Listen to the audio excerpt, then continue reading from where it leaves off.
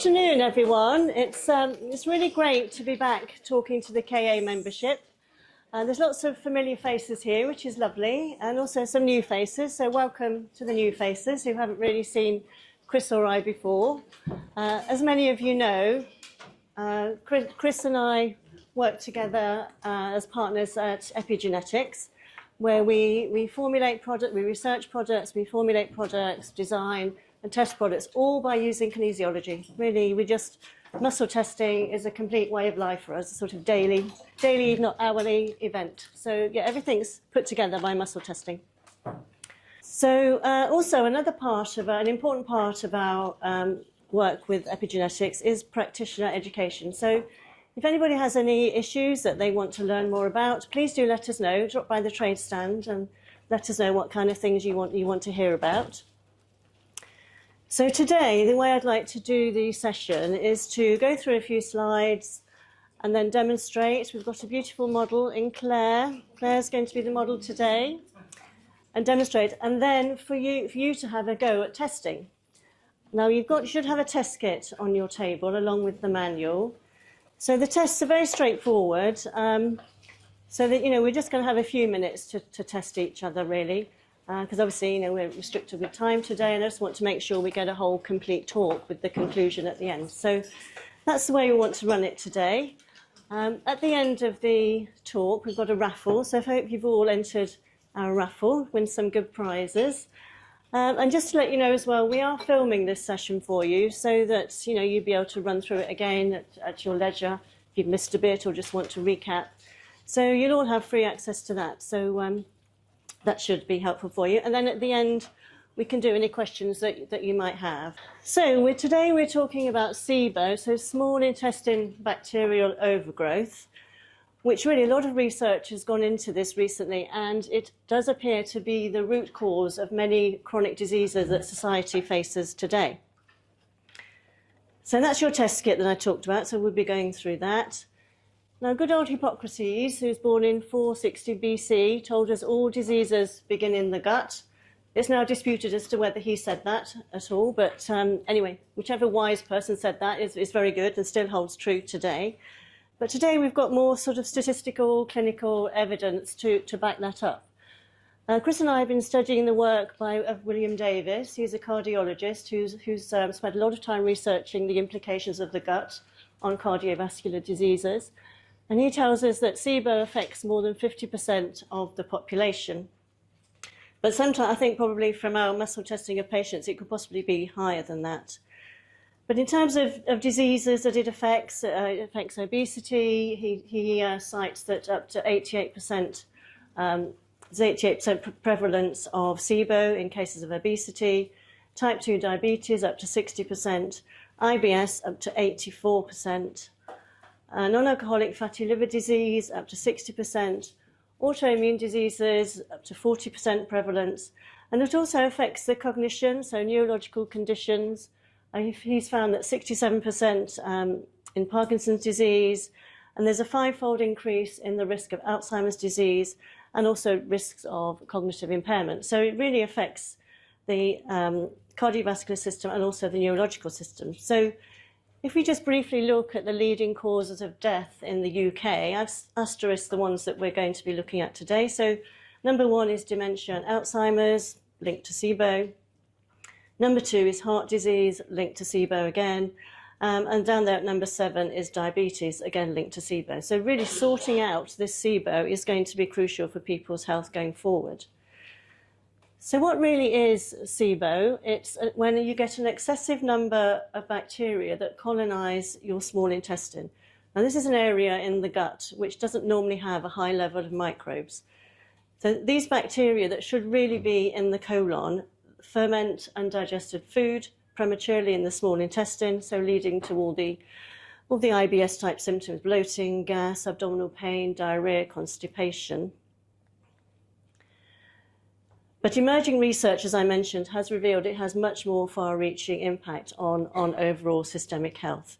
So essentially, when left unaddressed, SIBO can play a significant role in the development or worsening of chronic diseases far beyond the gut. So it's something we need to really get our teeth into. So this diagram is quite good. It sort of summarises what we've said earlier. So we've got SIBO at the top here. Where's my pointer? Pointer's at the top there. And we can see obesity is caused by SIBO, type 2 diabetes, metabolic syndrome, fatty liver. And then when you've got the condition of SIBO going on in the small intestine, you get endotoxemia, which we'll look at in a little more detail, which essentially is toxins in the gut. This then leads on to insulin resistance and inflammation. Inflammation moving down to increased atherosclerosis and then increased cardiovascular risk. So we can see how SIBO does lead to the cardiovascular conditions. So let's look a bit more closely at what's going on in the gut. So traditionally, the colon was thought to be the area of the GI tract which harboured the most microbes. But now we know that really every area of the GI tract can have microbes in it, even the small intestine, where really they shouldn't be.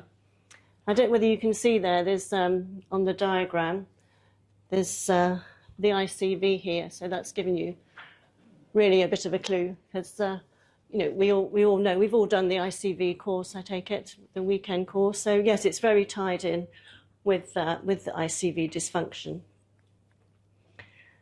So fecalization, doesn't sound a very nice word, does it? Is the reflux of the fecal bacteria from the colon into the small intestine. So I've just summarised here the function of the digestive tract, and the small intestine, really, the duodenum, jejunum and the ileum, is really where most of the absorption takes place. And we've got the duodenum with the bile and the pancreatic secretions, absorption of saccharides in the jejunum, minerals, electrolytes, vitamins, amino acids, fatty acids. And in the ileum, again, you've got bile salts, B12. So you can see how important it would be for absorption of your nutrients if your small intestine is dysfunctional with SIBO. So you really wouldn't be absorbing the nutrients from your food intake at all. So the microbiome, well, this plays a huge role in SIBO, so we need to make sure we correct the microbiome for our patients. So in the microbiome, we've got trillions and trillions of microbes, and they use our food that we eat to generate metabolites or derivatives, compounds that they produce that protect or harm our health, again with consequences far beyond the gut. And the research has linked these microbial metabolites to the diseases we've been talking about and more, things like depression, cancer. So yeah, we need to sort of keep an eye on the microbiome and balance that for our patients. So I mentioned endotoxemia earlier. So this refers to toxins sorry, I've just jumped ahead, here we go. It refers to the presence of toxins in the bloodstream. And these endotoxins are mainly something called lipopolysaccharides, or LPS for short. And this is the outer membrane of gram-negative or detrimental bacteria. So they then leave the gut and they trigger a strong immune reaction leading to inflammation. Next one. So it's this chronic low-grade toxicity or endotoxemia, which is linked to the disorders we've been talking about. And also these toxins are neuroinflammatory, so they're going to inflame the neurons, so the brain. So they're linked to the cognitive impairment, to depression, and to Alzheimer's. So thinking about the microbiome, humans have lost hundreds of microbial species over the past few years, 100 years or so. Probably, reasons that we're quite aware of, for preservatives, food additives, antibiotics, chlorinated water, synthetic sweeteners, antacid blockers, non-steroid anti-inflammatories, and other herbicides and pesticides. So the environment we live in is really being detrimental to our microbiome, which then leads us on to more susceptibility to SIBO. Because in the microbiome, we really want lots of diversity, lots of good microbes in there. So we've got the healthy diagram there. You can see lots of different microbes, and the unhealthy one with just a few microbes that don't really protect us that much. So certain populations have been reduced more than others, or have been noticed that they've been reduced by research.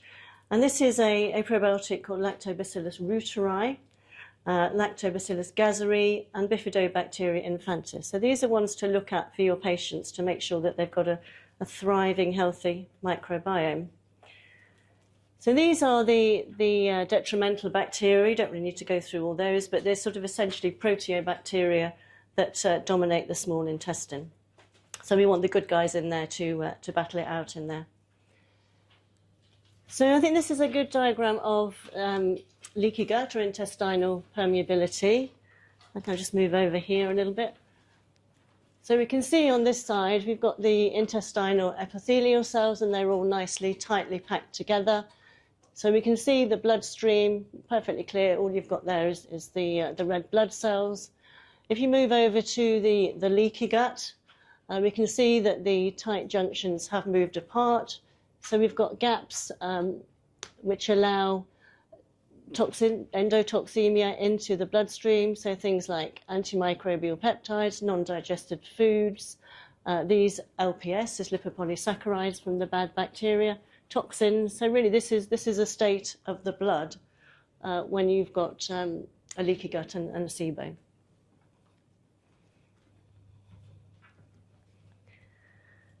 So there's some nutrient deficiencies which can increase the likelihood of intestinal permeability. And this was put forward by William Davis, but we've verified that with our clinical research. He talks about lack of omega-3 fatty acids. This affects an enzyme called intestinal alkaline phosphatase, and this enzyme works on the LPS, so these outer membrane of the bad bacteria. You want a lot of this enzyme activity to deactivate all of this endotoxemia. He also talks a lot about vitamins A, D, and K used together to stimulate the immune response in the intestines. So we've got a wonderful combination of these vitamins A, D3, and K2, which we call Epi-activator X. So we have found that they're quite relevant to test in cases of SIBO. So this is a diagram really of most of the areas in the body affected by this LPS endotoxemia. So we've got the brain, the heart being affected, the stomach, the pancreas, the kidneys, bladder, the intestines, the liver, the lungs, and the thyroid. So it's pretty widespread, the damage in the body. So let's do a bit of testing. Let's see whether we've got inappropriate levels of SIBO. So let's get our model up here. Yeah. It's a chance for fame. She's being filmed as well. Here we go. So I've already sort of prepped Claire. So we've got a working strong indicator muscle. So when you test, then just check whichever way you do normally, whether you've got a strong indicator muscle. I'm going to be using a leg because it's much easier for demonstration purposes. So we're going to use the test file just called SIBO. So we've got a strong indicator muscle. There we go. So just get a little bit of tummy. I know nobody likes to show too much tummy up here. So we've put SIBO test file, just tucked it in the waistband there, or you can put it against your skin. Really, they have to be touching the skin and they have to be exposed to light. So don't hold it in your hand like that. Have them exposed to light. So Claire's got her eyes open. So let's test for SIBO. Hold the leg, and she stays strong. So you might think, oh, well, no, she hasn't got SIBO. She's fine. But we've been doing a lot of testing with different levels of consciousness. So rather than go into that too much detail, when you close your eyes, this puts you into more of an unconscious state, which people like Bruce Lipton say that we function in the majority of the time. So if Claire closes her eyes this time, we've still got the SIBO on, so let's test the muscle. So there's her SIBO. So really, you can open your eyes for a minute. All right. Yeah, you might go to sleep.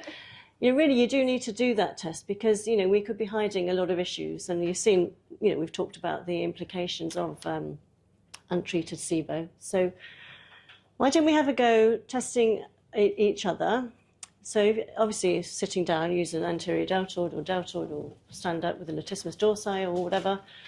But use the test file. Make sure you've got a working indicator muscle. So how many people show to SIBO, say with the eyes open first? How many with the eyes open? Okay, a few. And how many with the eyes closed? You see a lot more with the eyes closed. Yeah, so it's good to do that because really it's obviously lurking in the background and needs to be dealt with. So great. Great. So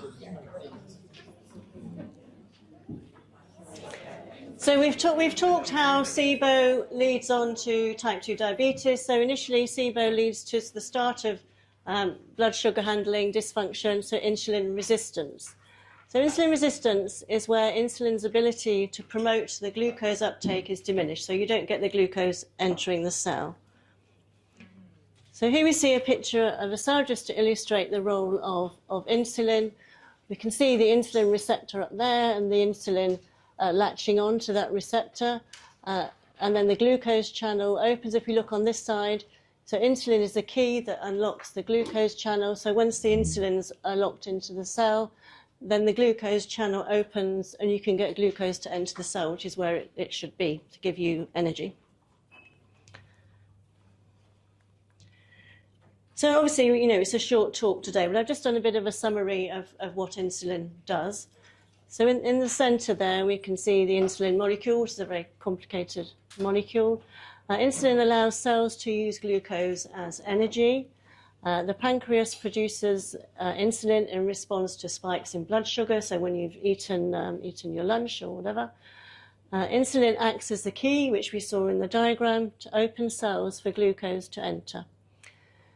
So when excess glucose is around, insulin stores it as glycogen in the liver, in the muscles and the fat. So you need enough insulin to store away the glucose so you can use it at a later time. So the resulting situation you want with optimal amounts of insulin is you want low insulin and you want normal glucose levels. So that's how things should work in a perfect world. So here we start at the top. If you're hungry, you're going to eat carbs and sugar. We get the pancreas producing insulin. And then in insulin resistance, the cells ignore insulin, they don't use it. So the pancreas then makes more insulin. So you're just getting more and more insulin into the body, which is not a good state to be in. So we've talked about the consequence of insulin resistance. Really can go on to type 2 diabetes, cardiovascular disease, high blood pressure, and also certain cancers have been linked to insulin resistance, particularly colorectal cancer and breast cancer.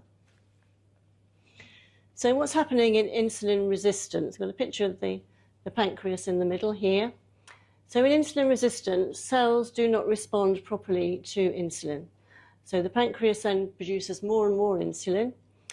And then over time, the pancreatic cells become exhausted, and this gives you a position of high glucose in the bloodstream.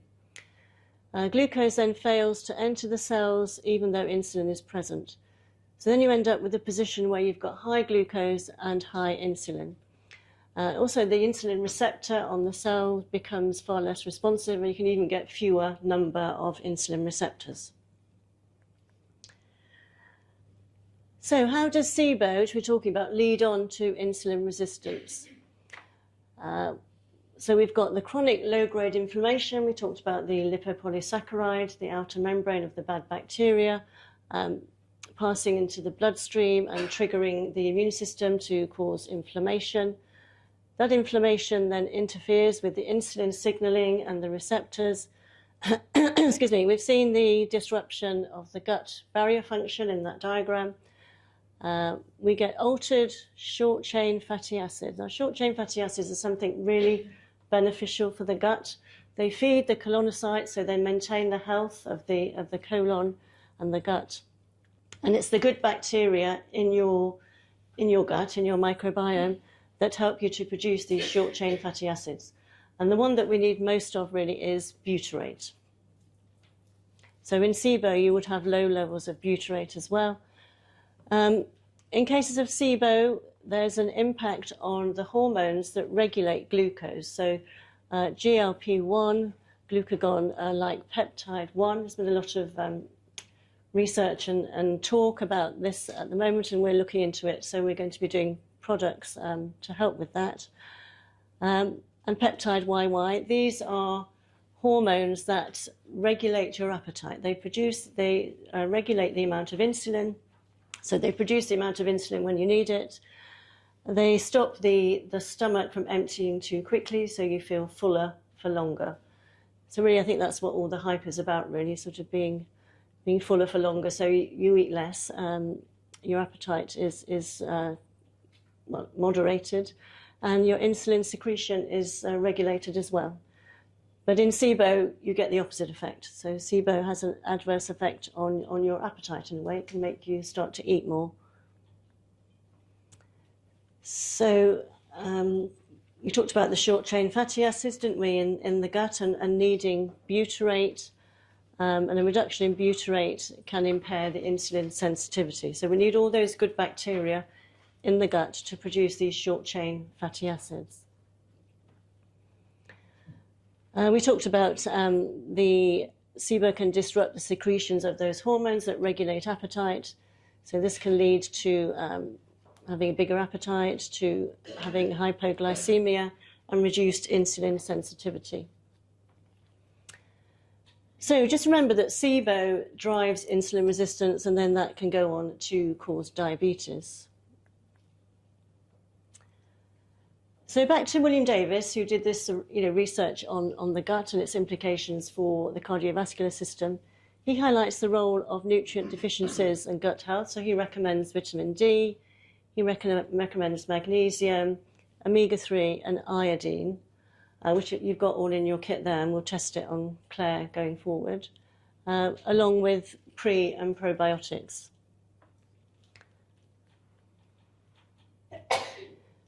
So Chris has been researching into the author Jason Fung, and he wrote a book called The Obesity Code. And his idea really that obesity and weight gain is nothing to do with calorie counting and all that kind of thing that we've been used to in the past. It's about regulating your insulin. You need to lower your insulin to lose weight. So how do we test for poor blood sugar control then? So we're going to be doing this on Claire. So in the test kit, you've got 2 test vials, glucose and insulin. And obviously diabetes and blood sugar control is a huge subject, but we're just going to touch on it today in a useful way that we can use to test. So we're going to test these 2 test vials together. So what we're really asking is, how well does your insulin deal with the glucose? So we test from strength to see if it weakens. And this could be the start of poor blood sugar control and insulin resistance. So let's take these 2 test vials over to Claire. So we put the glucose on. You've got your glucose from your lunch. Sorry, ticklish now. And how does your insulin cope with that glucose?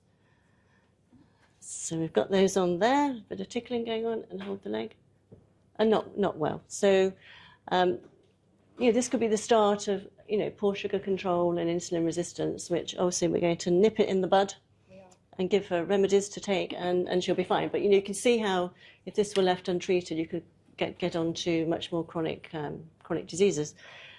So shall we have a go at doing that one? Again, do it with the eyes. Claire weakened with the eyes open, but we can do it with the eyes open and eyes closed. So the 2 test vials on together this time. Yeah, can we have a show of hands who showed to insulin resistance with the eyes open? Or a few with the eyes open, yeah. A few, yeah, good. And eyes closed, was it a few more? Oh, yeah, a lot more, yeah. So I think it's good to do it like that, because you want to nip this in the bud, don't you, really? So that it doesn't get any worse. So that's what we're all about, prevention. Sorry?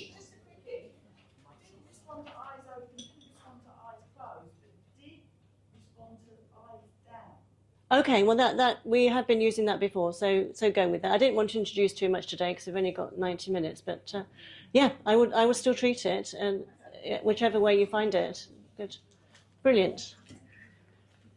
Good. So we need to look at some remedies, don't we? Because we've got a situation. We've got SIBO, we've got the start of insulin resistance, could lead on to diabetes, cardiovascular. So 3 different categories of remedies to look at. We've got the probiotics to support the microbiome. And then we've got plant-based antimicrobial remedies or products. And we've got the nutrients that support the gut. So these are the things that we want to test against the SIBO and against the insulin resistance. So we've got a couple of combinations of probiotics.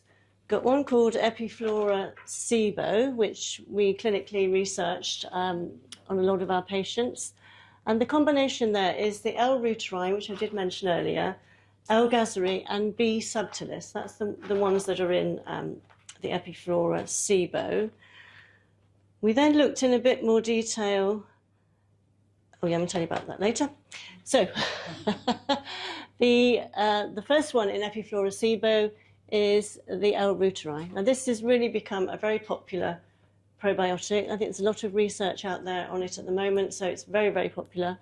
And this has been researched to reduce SIBO and the endotoxemia that we talked about. It reduces the inflammation in the gut. It produces things called bacteriocins in the small intestine. These are antimicrobial properties that we should produce ourselves, so like a natural defense mechanism that then kill off the bad bacteria. So L-reuteri encourages us to make our own bacteriocins. So maybe this is so popular because nearly everybody has lost this probiotic over the last 60 years. And the way it helps against SIBO is by producing reuterin, hence the name, I suppose, which is a natural antimicrobial compound that kills off harmful bacteria in the small intestine without disrupting the beneficial microbes. So essentially, it reestablishes the balance in the small intestine microbiome. The B subtilis in Epiflora SIBO, it's been found to have a very broad-ranging immune activity. In fact, it's been used sort of historically to treat GI infections and urinary tract infections, probably before the days of antibiotics. And this activates that enzyme I talked about earlier, the intestinal alkaline phosphatase, which help to deactivate the LPS, so that those detrimental outer membranes from bad bacteria. So you want lots of enzymatic activity of that. B subtilis helps us to produce B vitamins, helps us to produce vitamin K2, which is important for lots of things, including bone density. It produces the butyrate, that was a short-chain fatty acid. We saw how beneficial that was for the gut. And it improves bowel movements. That's just really what the enzyme does. You can read that at your leisure. It helps to support the tight junctions that we looked at in the diagram. So yeah, very useful enzyme we need to encourage. And the third one in Epiflora SIBO is L-gazery. And this is crucial for the proliferation of beneficial microbes. So it makes a sort of good environment for good microbes to flourish. So you get a better overall composition of your microbiome. And particularly to colonize the upper GI tract, which is what we're talking about in SIBO. And again, it produces those bacteriocins, those natural defense mechanisms. So then we looked a bit more detail at the more insulin-resistant aspect of SIBO. So although it says Epiflora SIBO there, the picture should be Epiflora IR. So IR for insulin resistance. So again, it's L-reuteri, as I said, very popular probiotic. L-gazery, but this time LKCI. So how does LKCI help us with insulin resistance? Well, it increases the beneficial bacteria and reduces the endotoxemia, and it's the endotoxemia which triggers the insulin resistance, and it lowers the inflammatory cytokines, which then would impair the way insulin works, the way insulin signals in the body. It also helps improve this GLP-1 secretion that I talked about earlier, which boosts insulin secretion in a glucose-dependent fashion. So you just get enough insulin to deal with the glucose you've got. It slows down your gastric emptying, so you feel fuller for longer, and therefore it reduces your appetite. In terms of the lipid profile, it reduces triglycerides and LDL cholesterol, and also helps with visceral fat reduction. We'll see that quite a few of these probiotics do help with the reduction of visceral fat. and improves your leptin sensitivity. Leptin is the hormone which tells you when you're full. So if you've got insensitive leptin, then you don't really know when you're full and you keep eating. So it's important to make sure you've got leptin sensitivity. So L-reuteri, we saw it in the SIBO, but in terms of how does it work with diabetes and insulin resistance, well, it decreases insulin resistance, inflammation, decreases blood sugar, decreases blood pressure, triglycerides, and abdominal fat.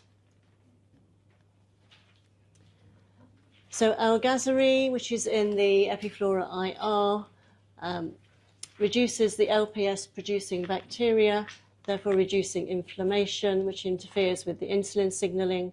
It improves glucose metabolism and insulin sensitivity, and improves the glucose uptake from the blood. And again, you've got this reduction in visceral fat, triglycerides, and LDL cholesterol. So, they do cover a big, broad spectrum of benefits. And again, Algazari helps with this appetite regulation in terms of stimulating this GLP-1.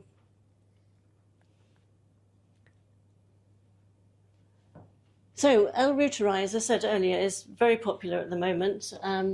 We've called it a powerhouse probiotic for a multitude of health benefits. So we've seen SIBO, we've seen insulin resistance. The main issue with L-reuteri is it does stimulate the release of oxytocin. Now, we know oxytocin in terms of breastfeeding, but it's also very important for the cardiovascular system. So it's a new side of oxytocin, really, that we've come to understand. It's not just about, mother and child bonding and reproduction and feeding. So reuteri, in terms of its hormonal activity, increases the oxytocin, increases growth hormone, and also increases testosterone in males. So that may be a reason for its popularity. We've seen in the gut the reduced SIBO and endotoxemia, reduces inflammation and helps combat diabetes. So in terms of elevating oxytocin, there's a lot more to oxytocin than we first thought. Oxytocin helps you to increase your dermal collagen, which we're all very interested in, and increases collagen in the joints and in the cartilage. It improves your immunity. It restores youthful muscle, increased libido, increases your vaginal epithelium, helps with bone density, and it even improves your sociability. I think because oxytocin, in males, not just females, is a sort of bonding hormone, so it can make you a better person even. So William Davis really refers to oxytocin as the hormone of youthfulness, so I think that's worth remembering. So let's see if any probiotics come up for Claire. So we'll test the 3 probiotics we've talked about. So they're in your kit. Okay. Let's try not to tickle Claire too much. Right, are you ready? So we need the SIBO on. Let's put the SIBO on. So this is going to give a weakness, isn't it? She has to close her eyes. Let's close her. Yeah. There's the weakness for Claire with the eyes closed. So we're looking at Epiflora SIBO. So let's pop that on against the SIBO. So Claire will have to keep her eyes closed during this because that's how we got the weakness. Yep, you ready? So Epiflora SIBO. That's strong. I think we all use priority, do we hear? Yeah, so that was strong. So let's try priority. And it showed as a priority. So Epiflora SIBO. And we have the Epiflora IR because Claire did show some indications of insulin resistance as well. So, all patients are different, so it's good to be able to test with the test vials. This is Epiflora IR. Hold the leg. That's strong. Is that a priority? No. So Epiflora SIBO is winning at the moment. And then we'll test we talked about the L-reuteri, didn't we? All that youthfulness, Claire. Do you want some youthfulness? So eyes closed, and we'll keep that in there. So hold. Is that a priority? No. So reuteri is in the SIBO that showed for Claire as a priority. So in terms of probiotics, that would be the one for Claire, the Epiflora SIBO. So shall we test against SIBO on each other and test those 3 probiotics and see if there's any that are beneficial? So prebiotics, well, a lot of vegetables do have prebiotics in. I won't go through them all, but you can look at those at your leisure.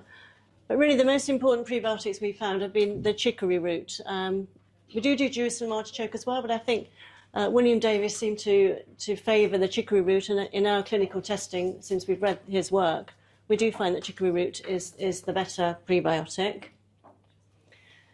So we now put chicory root in all our probiotics as the prebiotic in there. So you don't really need to buy a separate prebiotic because it's already in the probiotic. So just talking about chicory root, there's been a lot of press about chicory root for weight loss.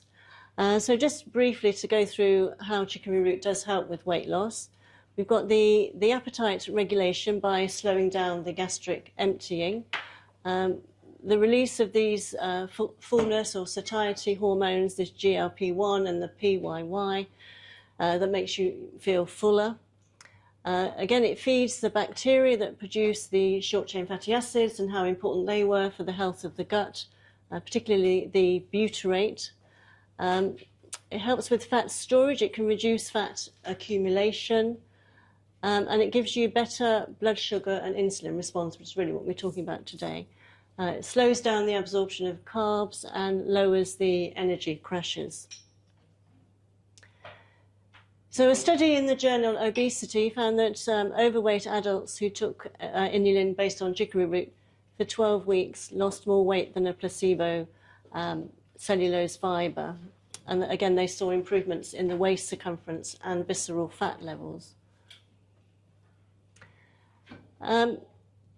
The dose tends to be quite high, from 5 to 20 grams, and this can, I think really you should start low if you're going to use it, because it can have effects like bloating or gas. So we've incorporated it into another product, which might be a better way to take it rather than just taking chicory root on its own, because you'd need such a big volume. So I'll talk about the product where we use it working synergistically with other ingredients, which might be a better, less bloating and gassy way of getting chicory root in. So let's look at the plant-based antimicrobials. So these are going to kill off the bad microbes in the small intestine. So we've got things like turmeric or curcumin, which comes from turmeric. We've got the barberry fruit there, from which we get berberine, matcha green tea. The fruits down the bottom there, they're a rich source of resveratrol. And then we've got, in the corner there, we've got thyme. Thyme is very antimicrobial.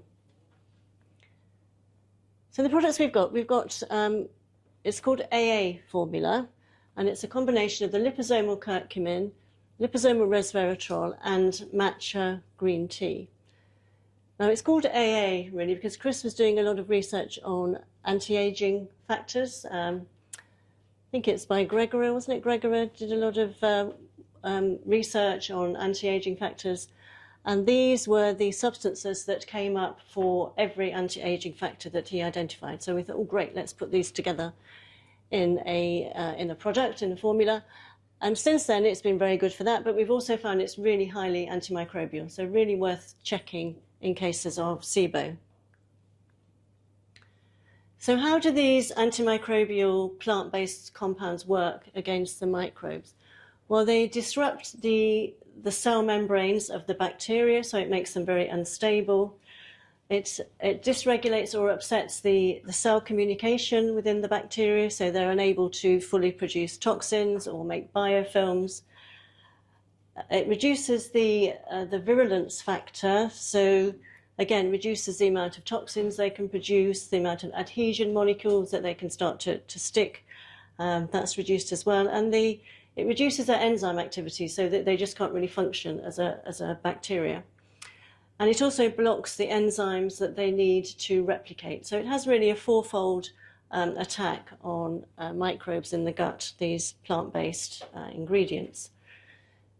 So in the AA formula, we use the liposomal curcumin. Now, with the liposome, you have the the nutrient that you want in the middle, you see in the diagram there, and it's encased by a fatty liposome surround that encapsulates the nutrient. So it's engulfed with fatty lipid layers. And it's these fatty lipid layers are very similar to the human cell membrane. So the absorption really is so much more bioavailable, much higher if you use a liposome, because they can just sort of merge into the human cells in the intestines. So that's the benefit of the liposome. Also, what we found is very beneficial in cases of SIBO is just a straight organic turmeric powder in a capsule. So again, this is different to the liposome I talked about. But the way this works is turmeric really is poorly absorbed systemically, so most of it remains sitting in the gut, which essentially is where you want it to keep exerting its antimicrobial characteristics. So it sort of sits in your gut, defending and killing off the bad bacteria.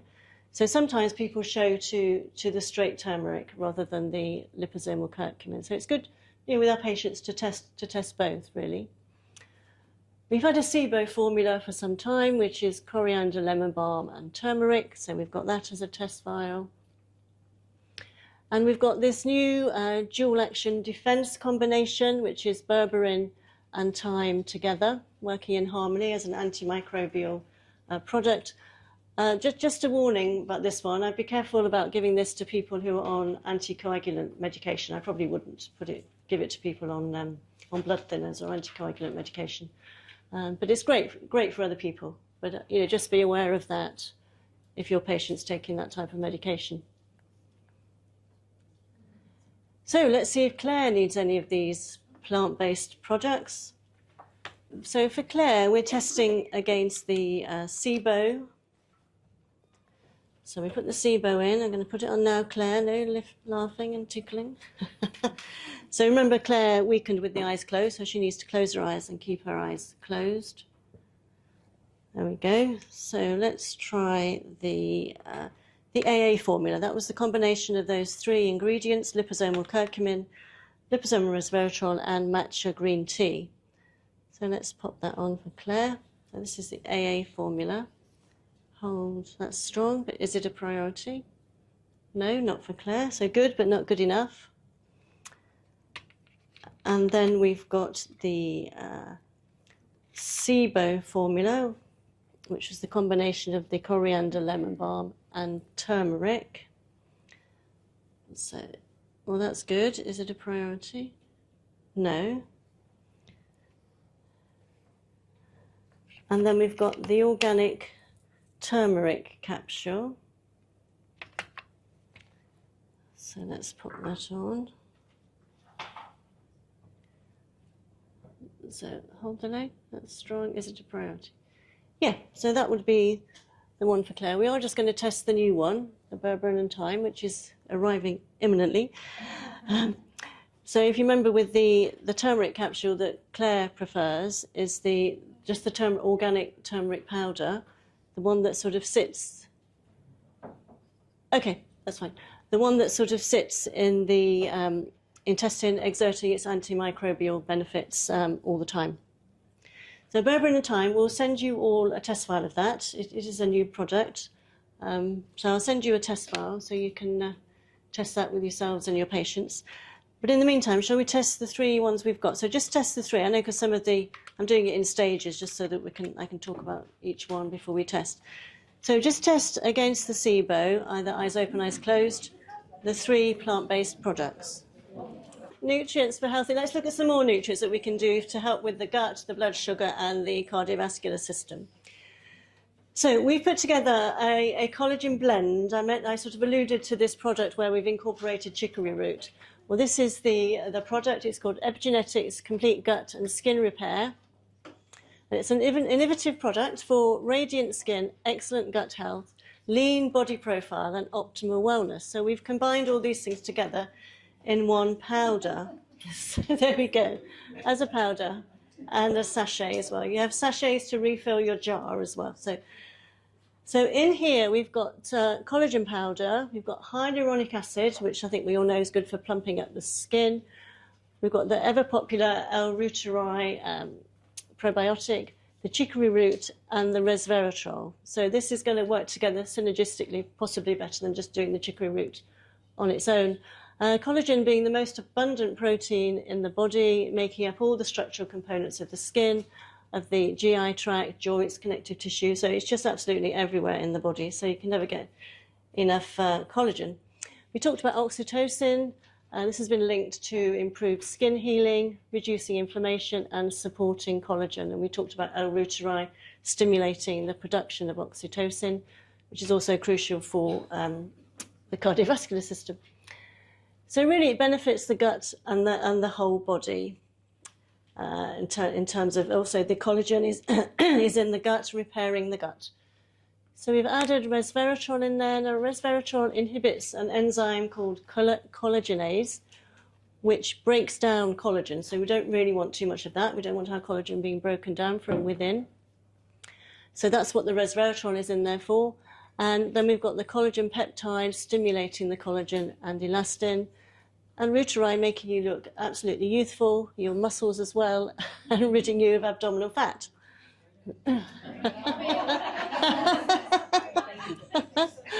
So, a lot of products down the hatch. So the collagen is bovine, so this might be an issue for some people. But, you know, I said earlier that we use kinesiology testing all the time with our products, and we tested many, many collagen, and a lot of them really just don't work, and some are even detrimental, and people are intolerant to them. So after a lot of research, we just came up with this particular one. We started to despair a bit, didn't we, that we wouldn't find one. You remember? Yeah. So but it is bovine, so you need to note that.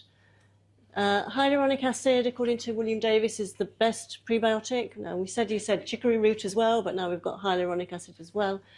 And it helps you produce collagen and helps with the skin and the cartilage and also the gut lining. So we've got the amino acids for collagen production. We've got hyaluronic acid with the hydration, reducing the appearance of wrinkles. So, yeah, all the great stuff we want for the skin. So resveratrol as well is a powerful antioxidant. So it combats the oxidative stress and reduces inflammation. So, you know, critical for a healthy gut and for the skin. So I think youthful is the word here. I won't go through all that, but I think youthful is the word to remember. So let's test for collagen. I mean, how do we know whether we've got enough collagen or not? So we're going to test for collagen on Claire. And also we're going to grab the fat, Claire. Sorry about this. And see what we need to help reduce the fat, which we can all do with, can't we? So it's called the technical grab the fat test. So, okay. Okay, so this is a strong indicator muscle for Claire. So to test the collagen, because collagen, as I explained, is all over the body. So we just pull the skin on the back of the hand, and this is stressing our collagen. So if you can pull the skin on the back of your hand, hold, and that's a weakness, and just let it go twang now. And that's elastin. So when you twang it, that's elastin test. So we need to build up Claire's collagen and elastin. Yeah, so let's do that. So if you can hold on to that bit of skin, Claire. So we're going to test this new product, which is the complete skin and gut repair. Well, let's start with the inulin first, the chicory root on its own. So we talked about that. Sorry. It's above the belly button, particularly. Okay, so how about the chicory root on its own? Good. Is it a priority? No. So what else are we going to try? Oh, sorry about that.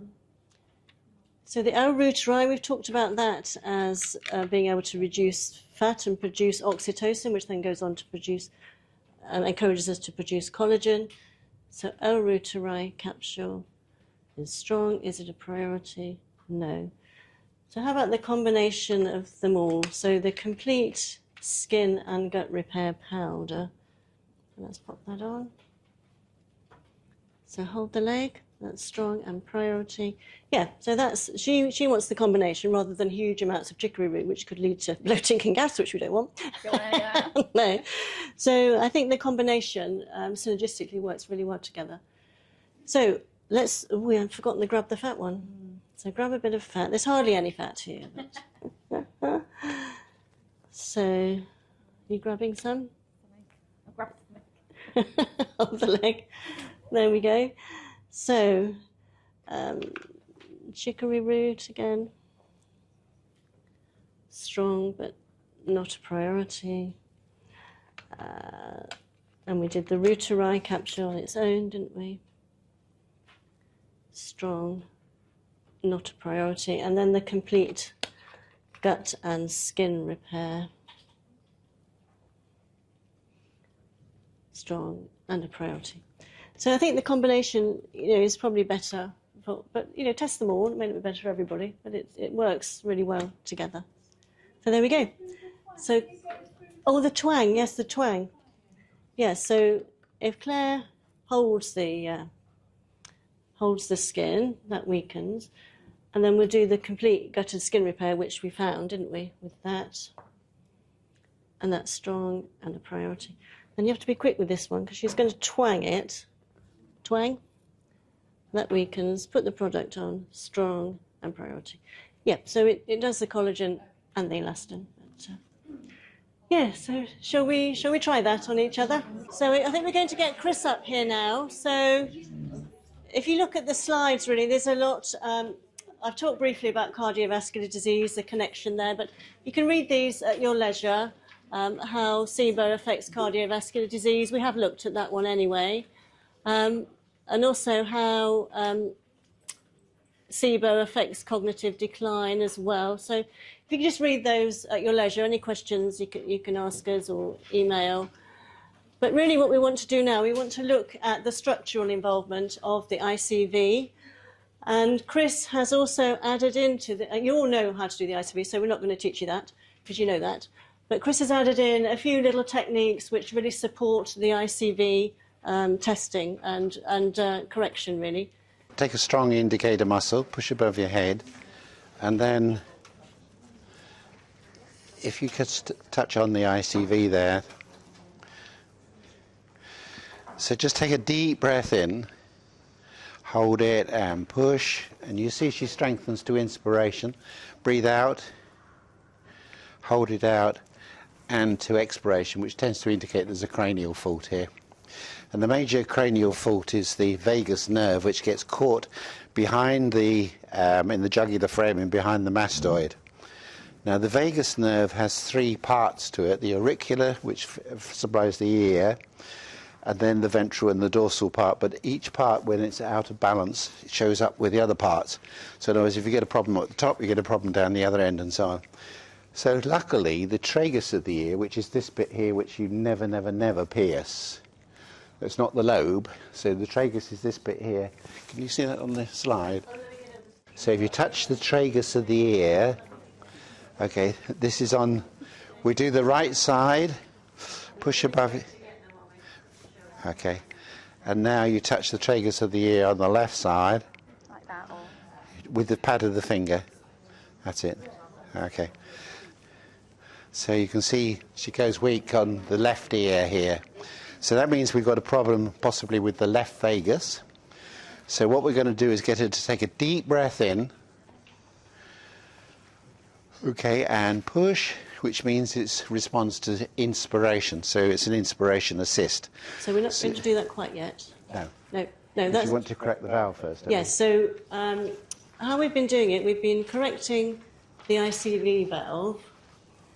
So I think we'll just do this by just doing the vector, not rubbing all the neurolymphatics. Because then Chris has added in a different procedure which helps to hold the ICV correction. Yes. So if we correct the ICV valve just by using the vector, just in this instance. So I'm just going to TL the valve, so you push again. And then I'm going to pull the valve, or pull the... Just relax. Sorry. Up towards the left shoulder, and you can see that negates it, so that's the direction it wants to go. So I'm just going to make the correction here. Just relax, and then I'm going to pull up. And the purpose of this is to show you that the problem will come straight back again if you don't correct the vagus, because really the problem with the ICV ultimately is probably a vagus. So we just hold it a moment longer till it releases. Well, we have added in another step as well, which we'll talk through. Or should we do the Yes, do the ICV and then we'll do the injury recall, Yes, yeah, and then yeah. I'll do the to show that then it doesn't keep coming back. Okay. So, Okay, so just put your fingers back on there. Okay, so that should have done the mechanical correction to the valve. Okay. So what Chris has introduced now into the process is using IRT, injury recall technique, with the ICV. So I think we know with the ICV how emotionally connected it is. You know, any sort of emotional stress in the ICV goes out again. So this really is a way of negating the stress in the nervous system to trip out your ICV. And also we've got some products, some aromatherapy blends, which works very well with this to sort of support the emotional side of the stress that is causing the ICV dysfunction. So if Chris... Do that first. Yeah, so if you show the how you test the IRT. Yes. So what we've done is we corrected the valve mechanically, okay? But what you're going to do now is just simply tilt your head backwards. Don't you touch the valve. We touch the valve, don't we? Sorry, she's moved. Yeah, if you're TLing the ICV, and then we're going into IRT, so bending the neck. Tilt the head back, okay. And then it comes It comes back. straight back in. So leave it like that, and we're going to test the different... We have combinations of aromatherapy oils. We have 14 of them for each meridian, and these work on the emotions associated with that meridian. Now, I know this time the work we're doing hasn't come in via the meridian, but we can still use the test files to see which one strengthens. So Claire's in weakness. So they're all very empowering names. Actually, we've got one called empowerment. So this might be the one for Claire. So she's staying in that weak state. Empowerment, no. How about gratitude? You need some more gratitude, Claire? No, she's fine with that. How about inspiration for the future? No. How about serenity, sort of anti-anxiety for the kidney meridian? Serenity, I like that one strengthens, doesn't it? Serenity. How about optimism? Get one to strength. Yeah, that's a good one. Optimism. Yep, so that would strengthen the emotional state associated with why her ICV keeps tripping out. So we could use that one, optimism, as her remedy going forward. They're aromatherapy blends in organic coconut, so you just put a little bit on the skin. They're wonderful perfumes, and also it helps her emotionally. So we would then, Chris will correct the IRT in the normal way with Claire TLing the ICV. So you're going to do the head and the feet. Yeah. Which one do you want me to do? You don't need usually to do either, but you can do both. But yeah, I tend to do the head. You do the head, don't you? Yeah. Okay, just let the head relax. So I think different schools of kinesiology do this a bit differently. The AK school sort of pushes the head down. I know when I was taught with kinesiology, we hold the head and rotate it up and down, and then we turn to the left and the right. So whichever way you do it, and we tug on the feet as well, don't we? So shall I tug the feet because I'm this end? Yeah, you do the. You okay, take so that. So we tug on the feet, don't we, for injury recall technique? Hope I remembered it well. It was 20 years ago. You teachers, it's probably all changed by now. Anyway, so we've done her IRT correction. So really yeah, let's just check the IRT with the... So there's her TL to the ileocecal valve, hold the arm. Okay, arch the neck back, Claire. So that's sort of taken out from the nervous system, that emotional stress. And actually I do find in practice that people's ICV does last a bit longer if you do that. And then Chris needs to correct the vagus nerve, because the vagus nerve goes down from the brain by the ear all the way down through the digestive system, so is really very relevant to the SIBO situation. So I'm going to press on because it was inspiration, I'm going to press on the mastoid posteriorly 10 times as she breathes in. Okay, so breathe in deeply, and I'm pressing it posteriorly, and out, and in,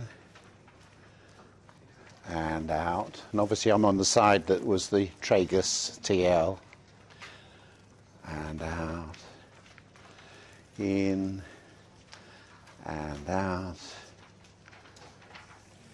in, and out, in, and out. And we'll just do one more. In, and out. Do you want to retest her? Yeah, so the vagus nerve. So which side was her vagus nerve weakness? Left. Left. So if you... So no, if you retest the valve. Oh, the valves. Yeah. Hold the arm. That's And strong. now tilt your head backwards again. Yeah, Okay. that, didn't we? And then TL it. Strong. So she should remain strong now. Yeah. And then if she TLs the side where the vagus nerve was weak, this should be strong. So that's been the cranial correction to her vagus nerve, which is going to be feeding the whole of the intestinal tract. So that's really all we've got time for. So thank you for listening. And I know it's been a bit of a fast tour around SIBO, but I hope it's given you some ideas. And do let us know of any other things you want to have information about. So thank you very much for being a great audience. Thank you.